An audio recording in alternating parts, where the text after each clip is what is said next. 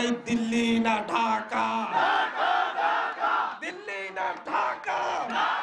বৈষম্য বিরোধী ছাত্র আন্দোলনের মুখ্য সংগঠক আব্দুল হান্নান মাসুদ বলেন, যারা ভারতে বাবরি মসজিদ ভেঙে মন্দির তৈরি করে তারা আমাদের সাম্প্রদায়িকতা শেখাচ্ছে। ভারতের দাদা বাবুরা, দিল্লির দালালরা সীমান্তে চোখ রাঙাচ্ছে। তারা বাংলাদেশকে করায়ত্ত করার চেষ্টা করছে। তারা এতদিন শেখ হাসিনার মতো দাসকে বাংলাদেশে বসিয়ে বাংলাদেশ শোষণ করেছে।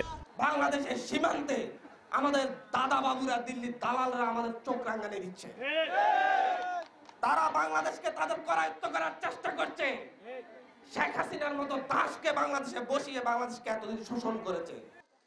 মঙ্গলবার দুপুরে নোয়াখালীর হাতিয়া উপজেলার চানন্দী ইউনিয়নের ভূমিহীন বাজারে স্থানীয়দের আয়োজনে অনুষ্ঠিত ঐক্য ও সংহতি সমাবেশে প্রধান অতিথির বক্তব্যে এসব কথা বলেন আব্দুল হান্নান।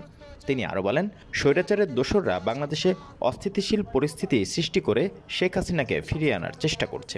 বাংলাদেশের মানুষ নতুন করে ঐক্যবদ্ধ হয়েছে। যতদিন তারা ঐক্যবদ্ধ থাকবে ততদিন শেখ হাসিনাকে ফিরিয়ে আনার সুযোগ নেই।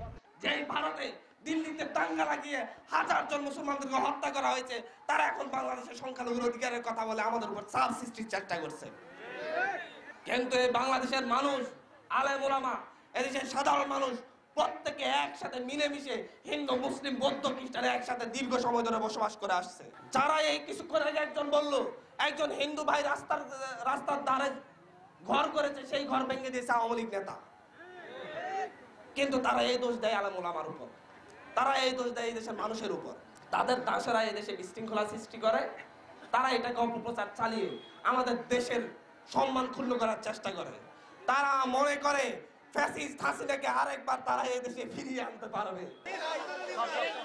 এ সময় স্থানীয় লোকজন হাতিয়ার নদী ভাঙন রোধে দ্রুত ব্যবস্থা গ্রহণের জন্য জোর দাবি জানান। পরে এলাকার বিভিন্ন সমস্যা সম্পর্কে হান্নান মাসুদকে অবগত করেন এবং মাসুদও তাদের কথা শুনে সেগুলো সমাধানের আশ্বাস দেন।